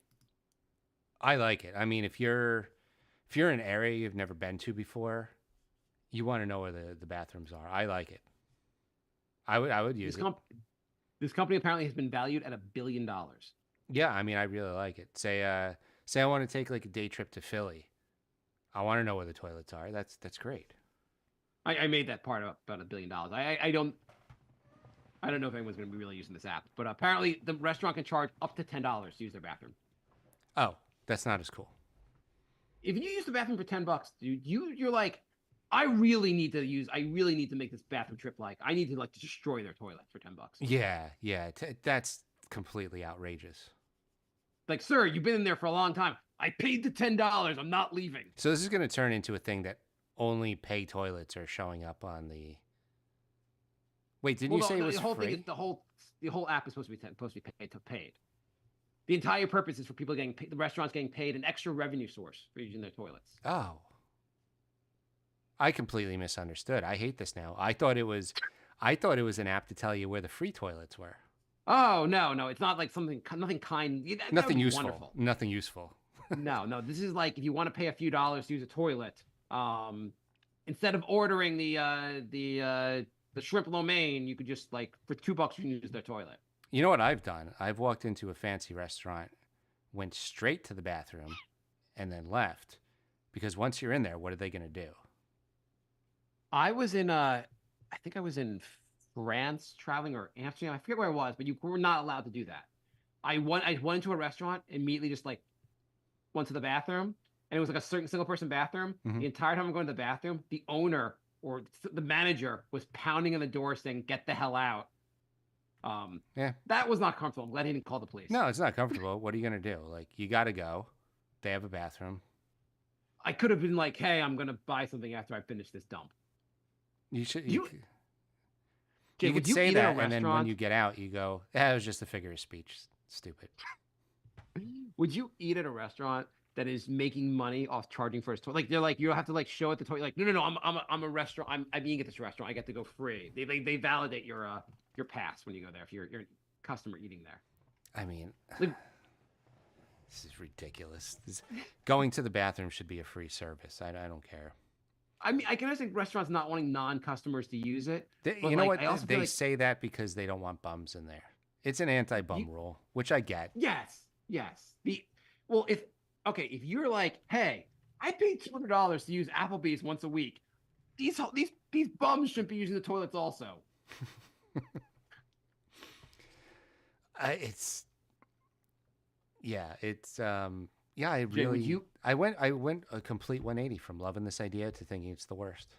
would you demand your money back from Applebee's if they allowed if they started charging for the toilets for non-customers? First of all, I wouldn't be in an Applebee's. I lived around the corner from an Applebee's for a year when I lived in Massachusetts, and I went once. Do you know Applebee's, one of their big strategies for growth was that like made like if you're a restaurant, where do you try to set up your restaurant? What were you how do you set it up? What are you looking for in terms of location? Well, you want a place that has a lot of traffic, easy access. So, like, it's more difficult if you can only get to it from one side of the street. Yeah.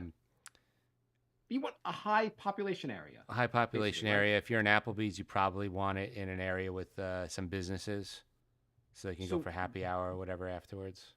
so one of Applebee's genius ideas apparently was we want to be in small towns where like the small towns just don't have a lot of restaurants. Hmm. So the town itself might have 10,000 people and be in the middle itself be in the middle of nowhere, but in that town they'll be like Applebee's is a pretty good option.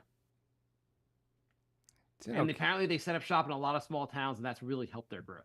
That's not a bad strategy, actually. Yeah. You have like a recognizable name, and you're the only like chain in town. Wasn't their business strategy also adding water to all their liquor? I mean, wasn't their business strategy making their food kind of mediocre? Well, yeah, but like they literally got caught doing that, right? Oh, I'm sure. I mean, that's an expense. Now it's a. I think I mean, one, do they you were really? watering down their liquor, and they were also putting like shitty liquor in expensive liquor bottles. I'm sure they're not the only place that does that. Both those things. Also, do you really need the Applebee's crowd getting their full value on liquor? I mean, they charge enough for it. Might as well like. Um, Jay, are you Native American? I have not got my DNA test done. Okay, I'm just going to assuming you're probably not. Hmm. Not like Elizabeth Warren, the senator. Um, so the Navajo Nation, they have certain things that are sacred to them, Hmm. and there's a company that wants to bring. They're going to this place that the Navajo Nation feels is very sacred, Hmm. and part of what they're doing is they're taking human remains, basically burying someone's remains in this place, and it's very offensive to the Navajo Nation, and they're asking the American government to step in and stop this. Do you think that all sounds? How's that sound to you? I mean, so far it sounds reasonable. Yeah, they should have places they're allowed to. And what would be a place that Navajo Nation? And I bet you have no idea where the Navajo Nation even is. It's in the Midwest. You might be right. I don't know either. I'm just going to sound they get to confident, so you go with it. I have no idea. What kind of things do you think they get to claim? What they've claimed here is kind of what throws me off a little bit because up to this point everything sounds normal. Hmm. Because I imagine they have lots of things that are sacred and like, Hmm. and some things are offensive, like the white man. I mean, we've done enough offensive stuff to them, so you might want to like step off and like Yeah. relax with some things. Yeah. So they've claimed the moon. So they want to bury people on the moon? It's just some private companies going to the moon, and part of it is someone has paid to have like their relative buried on the moon. Or I don't know if you really bury them person. You just throw the remains somewhere. Who's gonna check? I don't know if you really have to like do the full work of digging that hole. You just land to get a catapult. Just fling 'em. No one's gonna be like, "Oh, you don't think I buried the person well enough? Why don't you go up there and check my work?" Yeah, go verify. Like, really, you're like a grave digger. You're like, they said to do it 6 feet deep. I'm just gonna leave the body on the ground here and just say fuck it. I mean, honestly, this is a great business idea. You load them all up onto a plane, drop them over the ocean, and say I went to the moon. Claim you went to the moon. Yeah, yeah, I'm on my way to the moon right now. He's like in Tahiti, like sipping a Mai Tai. They're like, well, where's the footage of you being on the moon? I'm sorry, I'm not the YouTube generation. We don't have to film everything. Yeah, Wi-Fi doesn't work on the moon. I don't know if you didn't know, but film- we don't have any cell phone towers on the moon. So, You didn't film yourself going to the moon? Yeah, we don't film everything. God, what the hell's wrong with you? sorry, I didn't get reception on my iPhone on the moon. Yeah, I don't know, man. My iPhone wasn't working on the moon. I have to wait for the iPhone, the moon iPhone. Sorry, I can't put that on TikTok for you. Anyway, your dead relatives are on the moon. Go check for yourself, They're jackass. definitely not in the middle of the Atlantic Ocean, so don't check there. Anyway, so they've asked don't bury a body on the moon. And I'm just like, you want to claim some giant rock or mountain somewhere? That's cool. I don't know if you get to claim the moon. Maybe we should just stop burying people. What are you going to eat them? No, What are you cremation. doing with them? Yeah, okay. Like, how much space are we going to have on the earth filled with dead bodies? Like, just cremate people. George Carlin had a whole bit about like these like, you know where we put the homeless people? Golf courses and cemeteries. Just put them all there. Unused space. Yeah, plenty of room. Yeah, like there's plenty of room. Just put everyone there. Should be fine. He's like, what's he had this whole bit about like what's our obsession with kind of what you're saying, like burying our dead people. Like, what the fuck? They're dead. I think it's weird. Yeah. So you're gonna be cremated? Yeah. Do you have to be dead to be cremated? I'm not sure. I think it's a little self-centered to think like, yeah, put me over here so you can come visit me, because that's what you want to do with your free time. People. Yeah, I don't know. But I've instructed my wife in my will to put to set up a mausoleum outside your apartment. That's where my body's gonna be buried. There's not gonna be any way to get inside the mausoleum. And it's gonna play loud music at 3 a.m. just to make your experience better. It'll make me feel like I'm in my last apartment. Yeah. It's gonna be like mariachi band. At least I'll be able to do Brink whenever I want. There you go. Yeah. So anyway, so you are not. What do you like better so far? Do you like the idea of the Flush app that charges you to use the toilet, the Navajo Nation getting the moon, or eating at Applebee's every week? Which experience do you want, Jay? I'm gonna go with Applebee's just because it's a good value for the money. Even though it's shit food, you're still getting like $7 per dollar value. Yeah. Jay, what if I hang on for your next birthday, Jay? I'm like, happy birthday, Jay. We've known each other for a long time, doing the podcast for a while. And to honor you, Jay, I got you a gift certificate to be buried on the moon. Would you be a fan of that? A gift certificate. This is redeemable for one time being buried on the moon. So you better use it wisely, Jay. I'm glad it specifies one time. For all the times my corpse might be buried. That way, also, like, you're not gonna be taking up space on Earth. They'll bury you on the moon. Your last act, in your body will be offending the Native Americans. It's the way you want to go out. Is it? Do you have to pay more to be on like the bright side of the moon? Like how like the dark side never faces Earth, so it's kind of like you can't even Do you see want the to be on body. the dark side? I feel like I want to be on the dark side just because, like, sounds cooler. It does sound cool.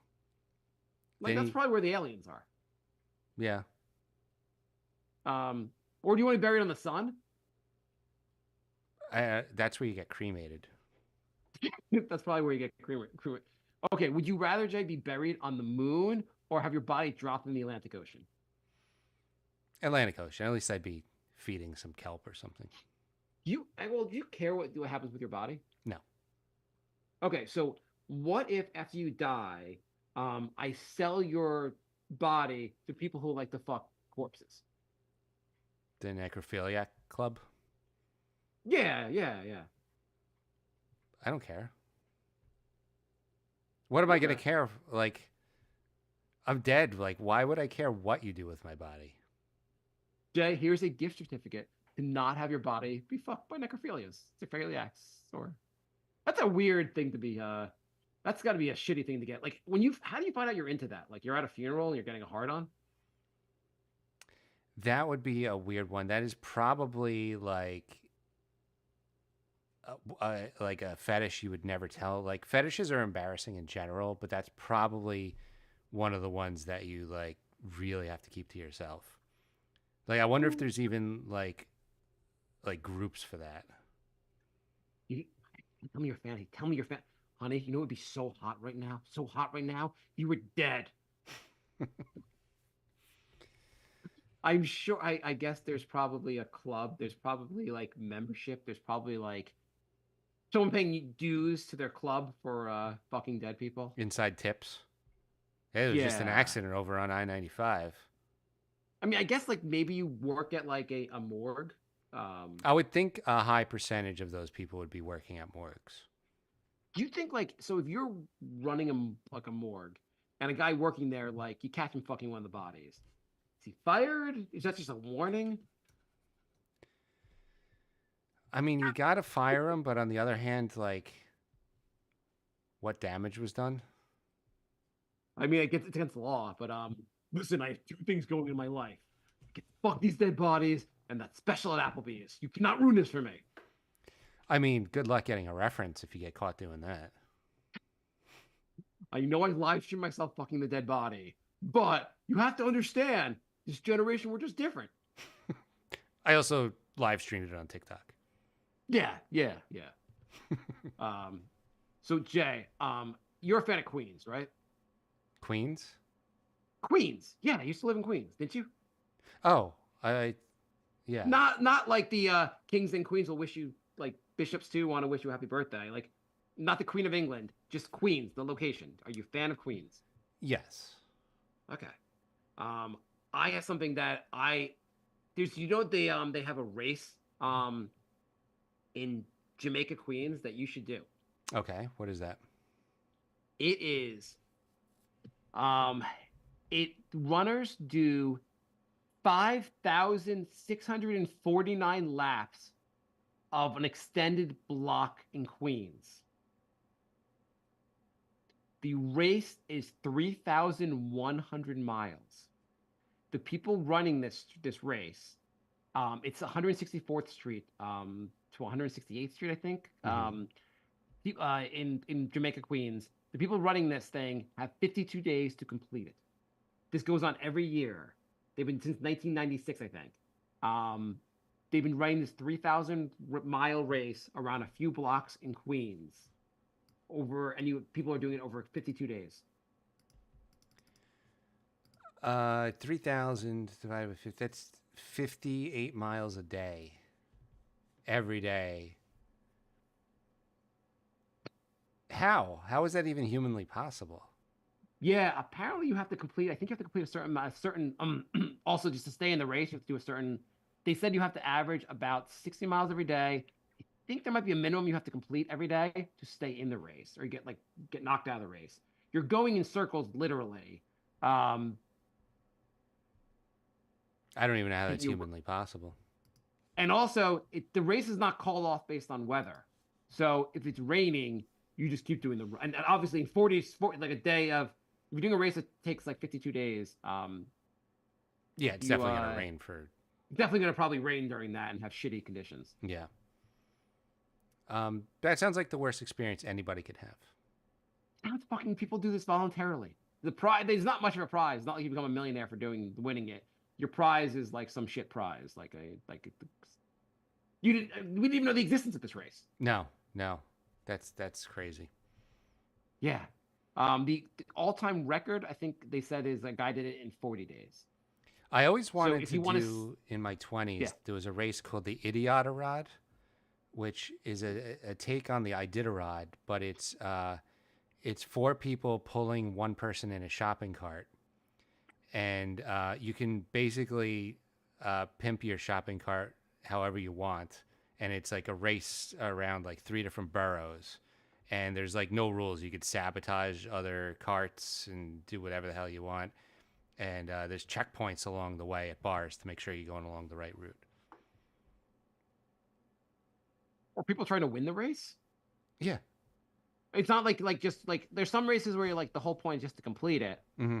The part I was you had me until I found out you could sabotage each Well, other. there's because- three awards. There's awards for the fastest finish. There's an award for the best decorated cart, and there's an award for the best sabotage.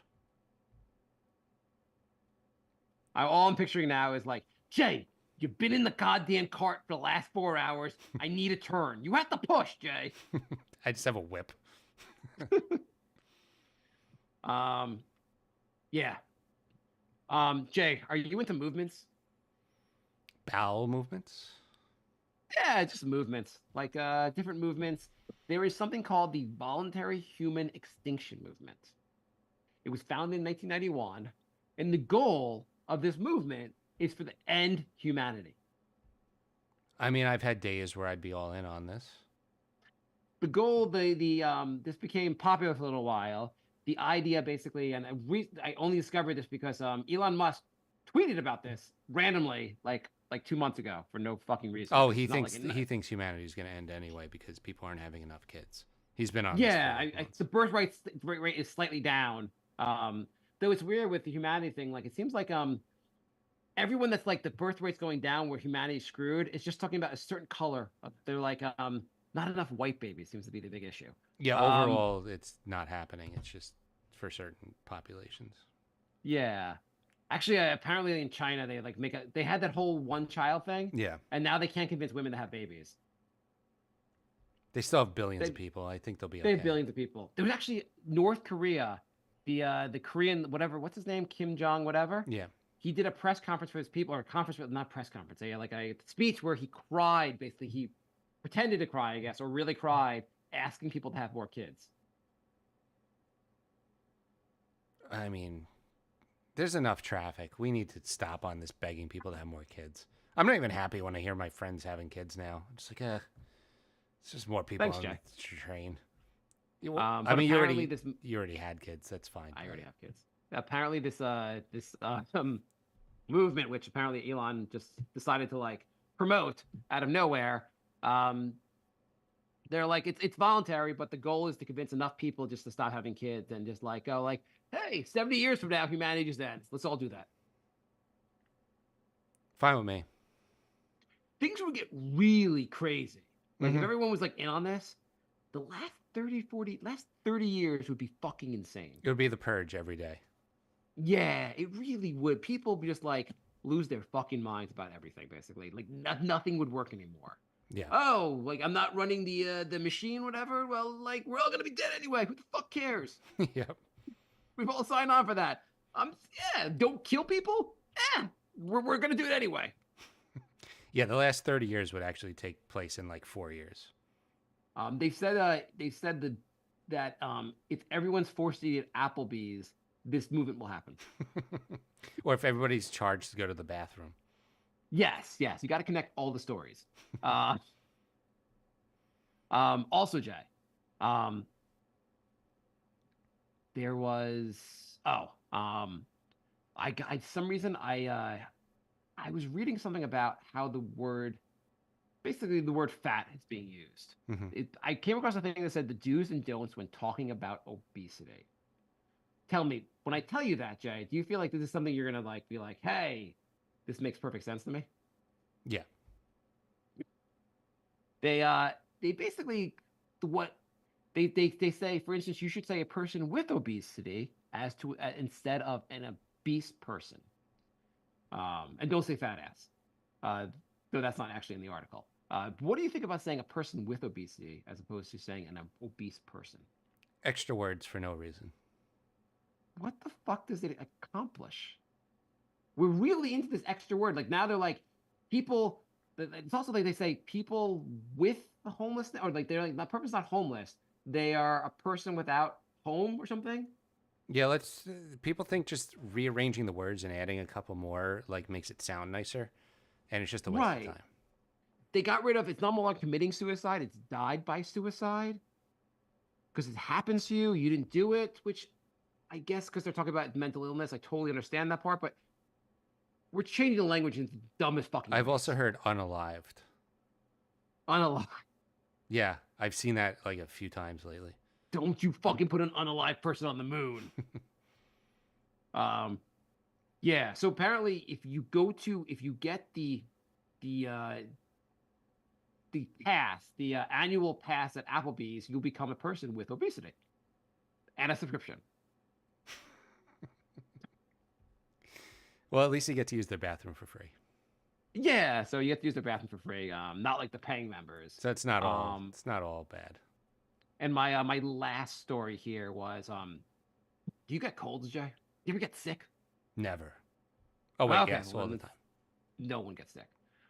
Do you take decongestants for when you get sick? Yeah, I'm skeptical that they do anything, but yes. Okay. So an article came out like this was like maybe a month or like 2 months ago. One of the main ingredients or active ingredients apparently didn't actually do anything. So I've been right all along. Yeah, they said there's a decongestant in many popular cold medicines that literally doesn't work. Great. Money well spent. Yeah, I mean there are real decongestants that actually do stuff, but apparently this is in many products. And the FDA was saying like we need to pull these products, even though this is like a huge. Apparently, these decongestants do like $2 billion in business. They're like a lot of them are just like completely fake, like just because this ingredient doesn't do anything, and the counter argument by industry groups is that well people really need something to like take when they get sick. We can't just pull these ingredient the pull we cannot pull all these cold medicines or else people won't have anything to take. And the FDA is like, yeah, that's the point. Your product doesn't do anything, but the people need this decongestant. This is really like a debate going on. It's the most insane argument. The quote from the article, the agency or the industry agency said, if the industry source said if the agency, the FDA, decides the decongestant should be eliminated from products, it could significantly disrupt the market for the makers of cold medicines.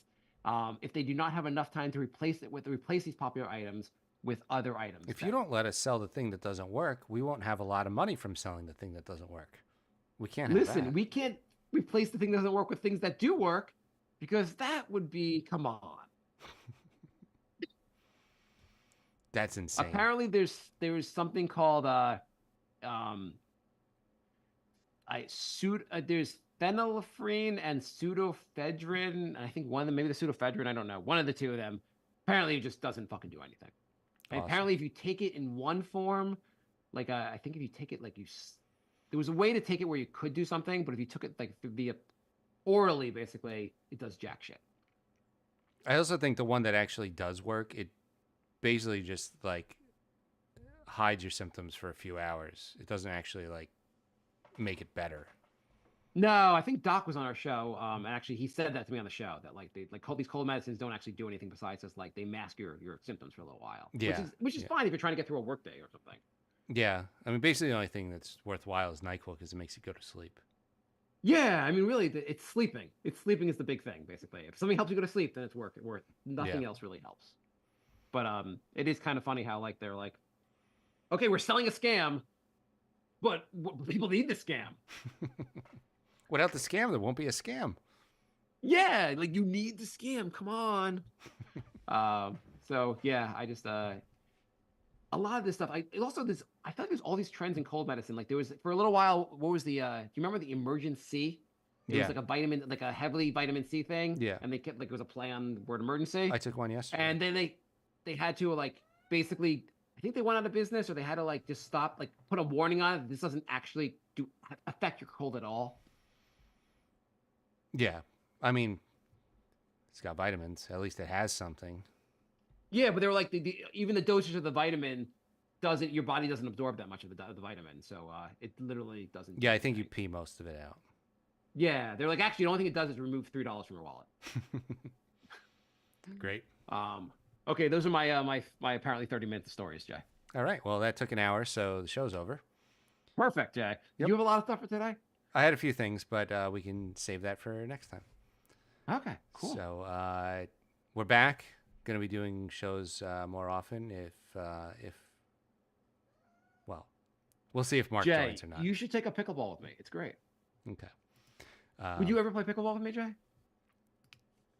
No, only because you probably play like 2 hours from my apartment, and it's not really. If worth I it for came me. to your place and was like, there's a local pickleball place in the next apartment, would you Yes, play? then I would. Yes. It's fun. It's not like it's just a fun sport. I'm not saying it's terrible. I'm just saying, there's like Jay, 5 you're people waiting on a anti-pickle- new Brink episode. I'm not going to listen to your anti-pickleball podcast, Jay. Damn it.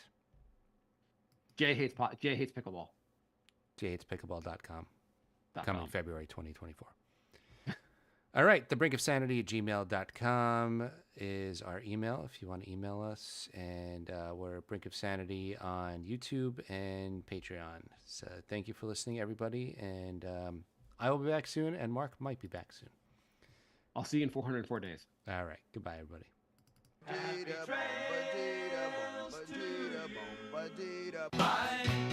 Goodbye, everybody. It's all over. Goodbye. It's time to go. This is the end. Say goodbye. You cannot go away. I'm gonna leave you. It's the end. Goodbye. Goodbye. Just leave me alone. Feels so good to say goodbye. I'm sick and tired and I'm saying goodbye. Goodbye, girl. Goodbye, everybody. All right. We did it. A whole new Brink episode. Whole new Brink episode.